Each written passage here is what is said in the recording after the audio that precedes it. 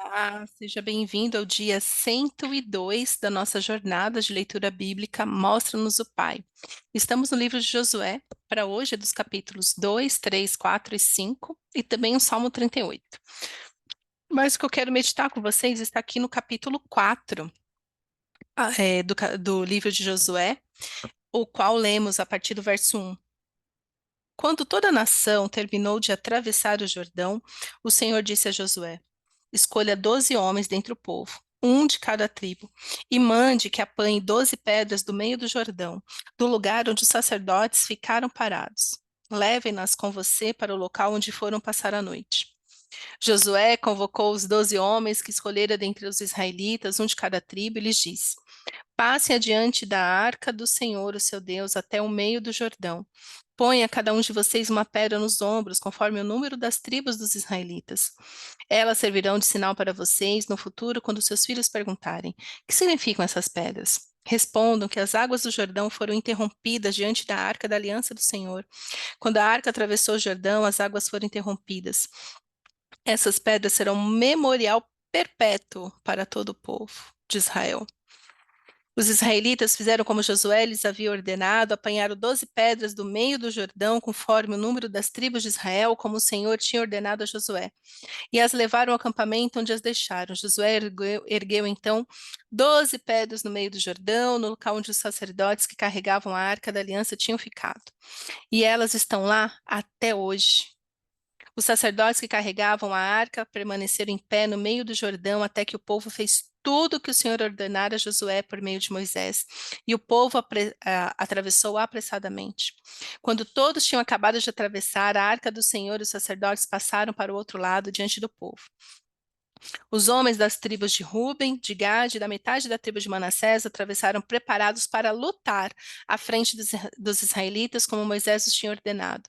Cerca de 40.000 homens preparados para a guerra passaram perante o Senhor, rumo à planície de Jericó.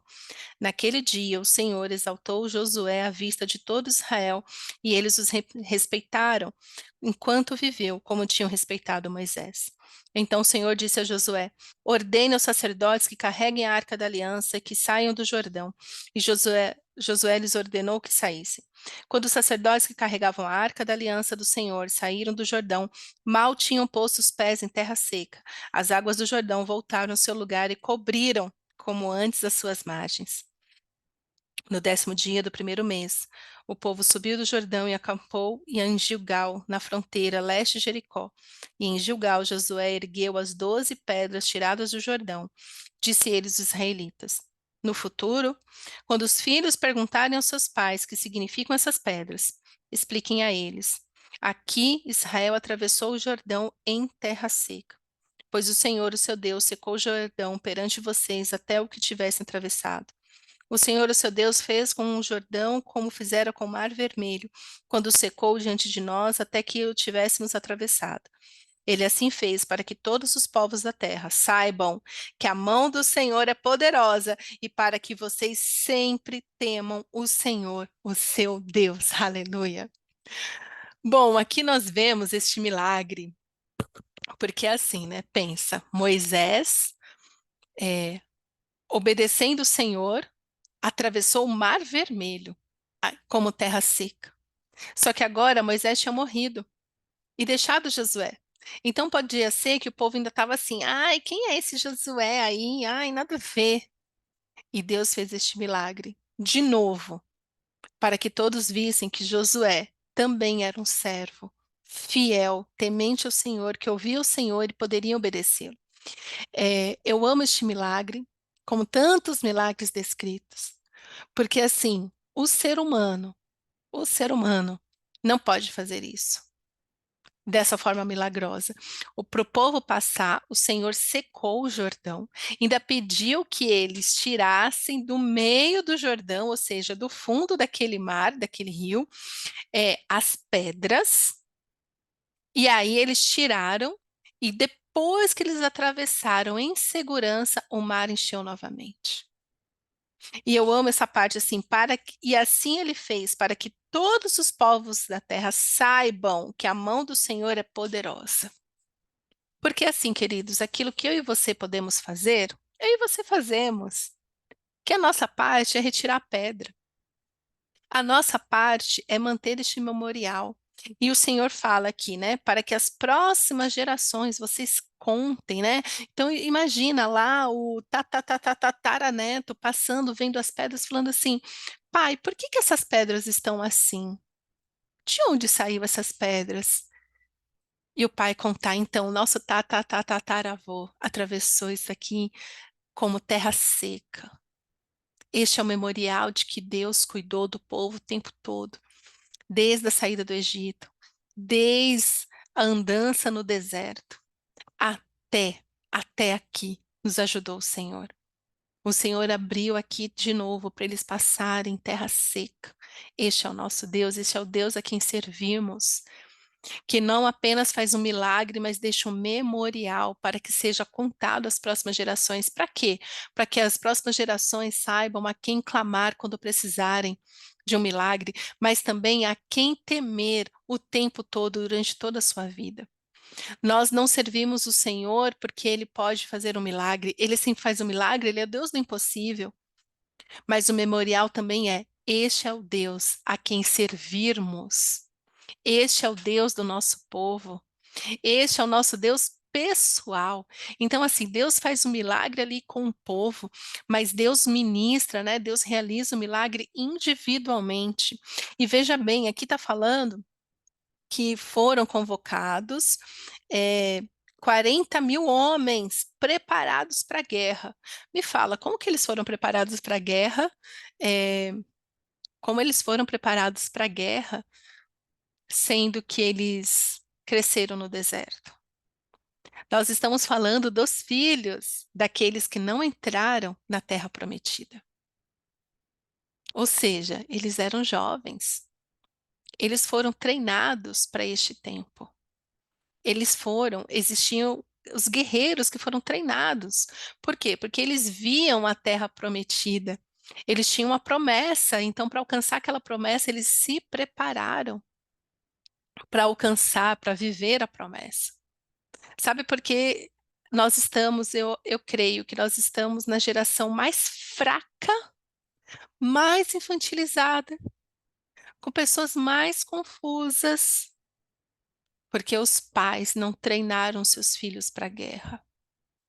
Não treinaram seus filhos para conquistar a terra prometida, muito pelo contrário, é uma infantilização sem fim. Ai, hoje a adolescência vai até os 25 anos. Oi? Primeiro, que a palavra adolescência nem deveria existir. É criança e adulto, acabou. E criança também tem responsabilidade. Por que que você acha que criança tem que ser castigada?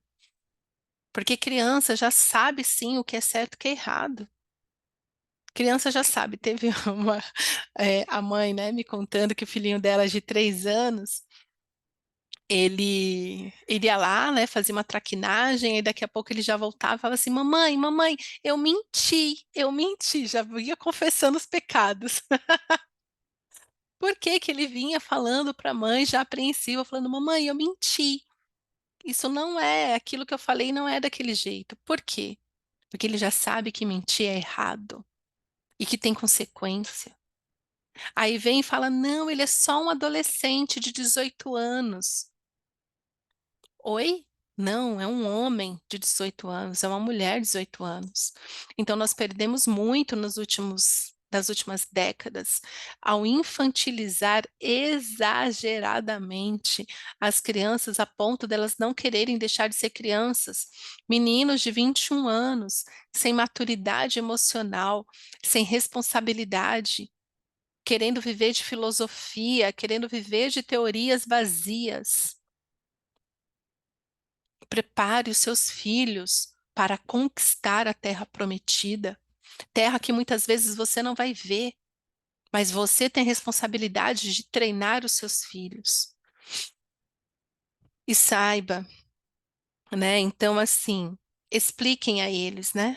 Aqui Israel atravessou o Jordão em terra seca. Então, imagine, ele já tinha um memorial do Mar Vermelho, agora eles têm o memorial do Jordão, né? O Rio Jordão, que hoje tantas pessoas vão até Israel só para ser batizado no Rio Jordão. Assim, aqui também teve milagre do Senhor.